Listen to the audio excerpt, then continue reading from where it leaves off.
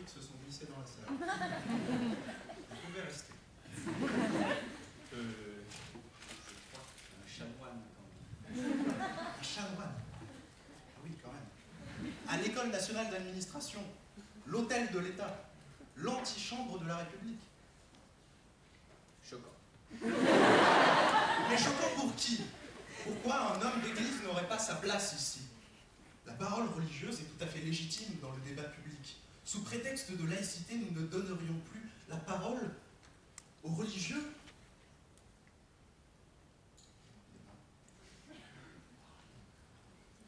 Parole qui a son intérêt. Pensons à Martin Luther King face à la ségrégation, Jean-Paul II face au totalitarisme. La laïcité, ça sent la poudre.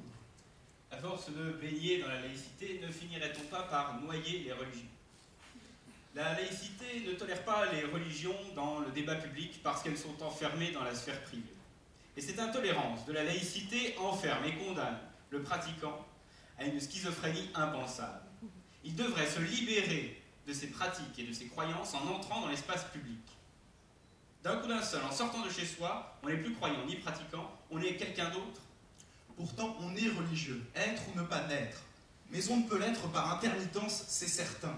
Pensez-vous qu'un juif peut le matin couper ses papillotes en espérant que le soir, une fois rentré chez lui, elles auront repoussé? Non, on ne peut pas comprendre cette politique de signe ostentatoire. Où commence le signe ostentatoire et où commence simplement la pratique religieuse, la simple nécessité religieuse? Et qu'adviendrait-il d'une nouvelle religion? J'ai toujours voulu avoir ma religion. Une nouvelle religion. Est-ce qu'on ne pourrait pas vénérer, mettons, des plantes? Non, ça se fait en Amazonie et c'est des réducteurs de tête. Des vaches? C'est en Inde. Vivre comme au XVIIe avec 6 femmes? Ça, c'est les Mormons. Alors vénérons la pluie, l'alcool, le vent? Non, ça, c'est pas une religion, c'est la Bretagne.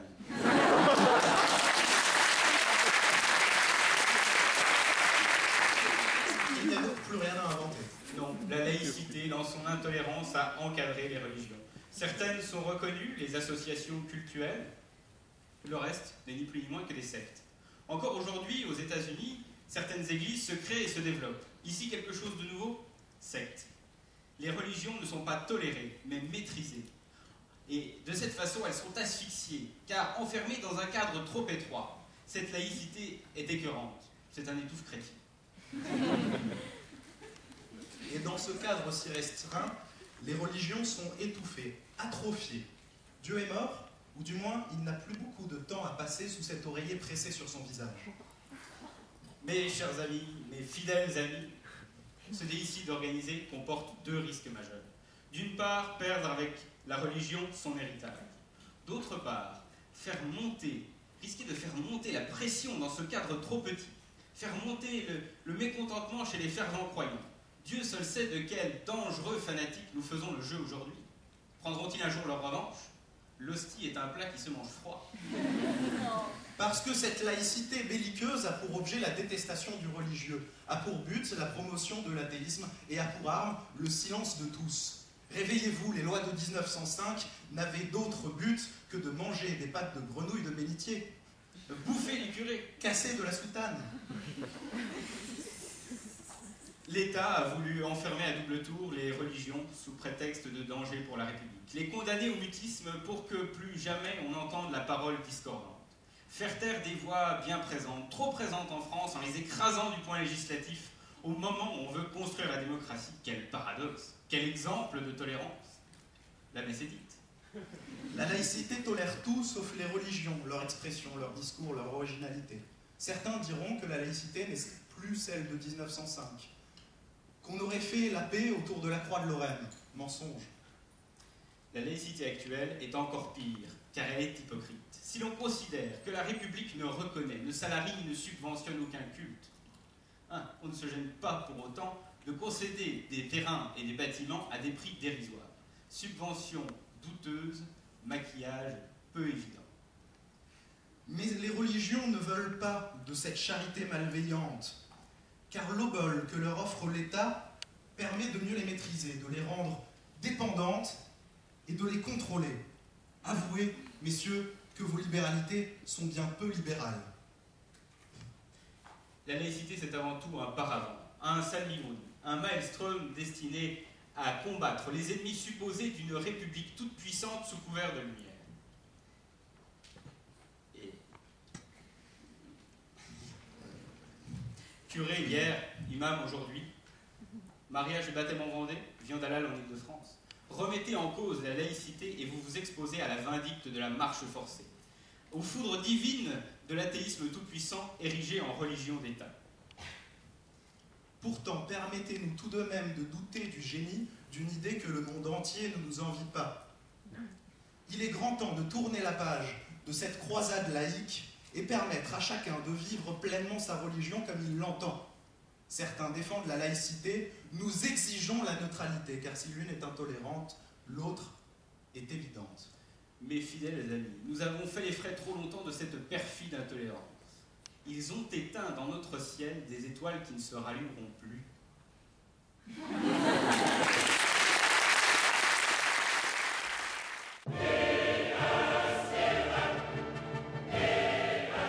vais faire plaisir à mes amis bordelais, parce que face aux Parisiens, il me vient une petite citation, elle est amusante. Hein. Face aux Jacobins, on est tous Girondins. C'est exactement le sentiment. J'indique comme petite maîtrise, vous défendez la laïcité à la parisienne, mais d'un autre côté, vous attaquez les subventions. Pourtant, c'est cette même laïcité à la française, la France de l'intérieur, comme on l'appelle ici, sous prétexte de ne reconnaître et de ne subventionner aucun culte, se permet d'octroyer subventions déguisées, ce maquillage douteux des terrains accordés pour un euro symbolique. Si ça, c'est pas un no-golf religion, qu'est-ce que c'est? Mon cher ami, je vous écoute et je vous admire. Tant d'éloquence, tant de brio me trouble infiniment. Cependant, je me pose une question, une simple question. Est-il naïf ou bien hypocrite? Car mes compagnons, eux, ont défendu une évidence. La laïcité, elle est faite pour être tolérante, puisqu'elle met toutes les religions sur un même pied d'égalité. On m'a demandé de parler de fond, et je m'exécuterai. Et je parlerai du fond ce soir, car la question n'est pas de savoir si la laïcité est tolérante ou si elle n'est pas tolérante. La question est de savoir à quoi elle sert, cette laïcité. Et moi, je vous dis qu'elle est un opium sournois et nécessaire à toute société. Du coup, je suis un petit peu mal à l'aise parce que j'ai juste vous demandé de regarder le sujet. Le sujet, c'est effectivement la laïcité est-elle intolérante. Du coup, moi, je vais répondre à ce sujet. Parler de à quoi sert la laïcité, moi, ça ne m'intéresse pas. Simplement.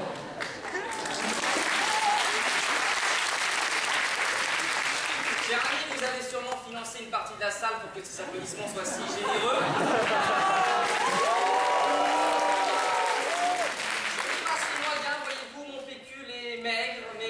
Mais j'ai du cœur. J'ai du cœur. Juste revenir rapidement, vous dites que la laïcité est tolérante vu qu'elle traite toutes les religions sur un pied d'égalité. C'est ce que vous avez dit, on est d'accord? Est-ce que c'est ce que vous avez dit? C'est tout à fait ce que j'ai dit, vous écoutez très bien, félicitations. Pourtant, mon équipe a démontré pourquoi alors avoir un statut d'association cultuelle reconnue, et même l'association diocésaine, donc un statut spécial pour la religion catholique, et pas pour toutes les associations. Pourquoi ne pas traiter toutes les associations comme... Vous parliez tout à l'heure des cultes les plus... fantastique et fou. Mais pourquoi alors ne donne-t-on pas à la scientologie, le mot est lancé, le statut de religion?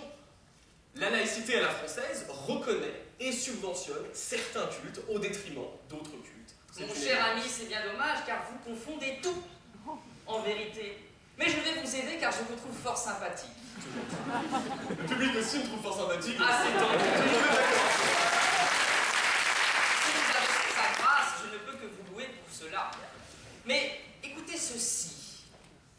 Il n'est de débat tout à fait inutile, je vous l'accorde. Et cette question qui est posée aujourd'hui est d'une importance capitale, car elle nous fait apparaître tous deux comme deux comédiens.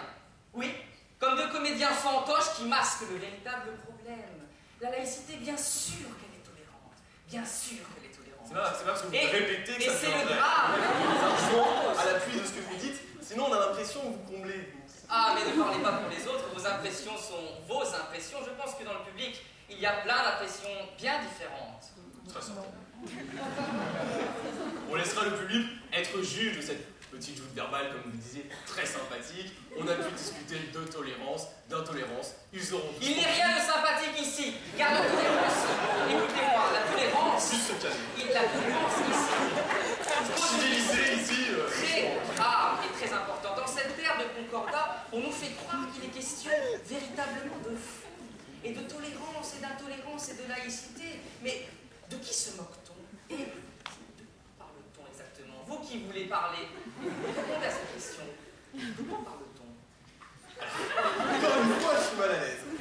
Alors, c'est drôle, vous cherchez à noyer le poisson, à parler d'un autre sujet. Parlons de laïcité. La laïcité est intolérance. En vous faisant le défenseur de la laïcité, vous faites l'ennemi des religions.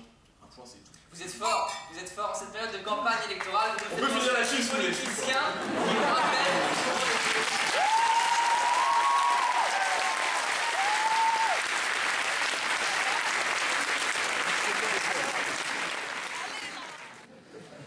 Vous avez vu, on a essayé de faire assez court quand même pour essayer de ne pas trop vous faire languir, et surtout les candidats, parce que nous savons ce que c'est, nous sommes tous passés par là. Et donc, sans donner de jugement général, mais en revanche, certains de mes jurés le feront, je vais tout de suite vous annoncer ce que seront les demi-finales. Alors c'est un peu comme en football, hein, parce qu'il y a beaucoup d'équipes qui sont assez douées. À commencer par l'équipe de France qui avait gagné le championnat de France l'année dernière, à savoir Lille, qui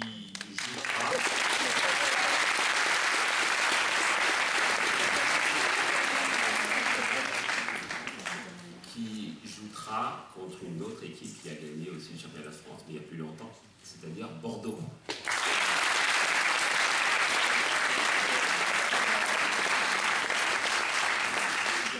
Avec pour thème, vaut-il mieux prévenir que guérir. Donc ça c'est demain à 18h, c'est ça. Puis après vous aurez une autre demi-finale. Y a-t-il de bons préjugés?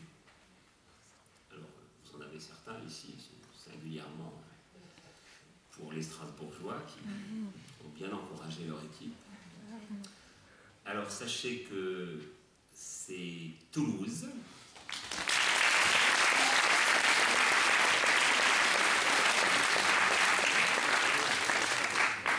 qui aura l'avantage, si l'on veut, de l'affirmative, qui jouera contre une des deux équipes que vous avez entendues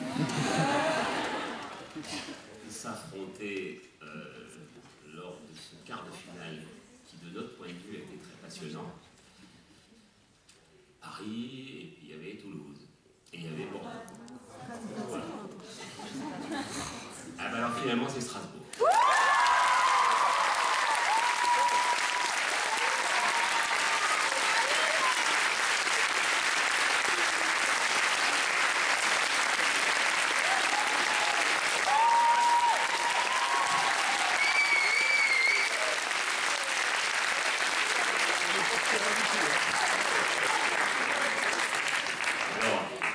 Avant de vous laisser fêter ça avec les Limchto ou les Biachto,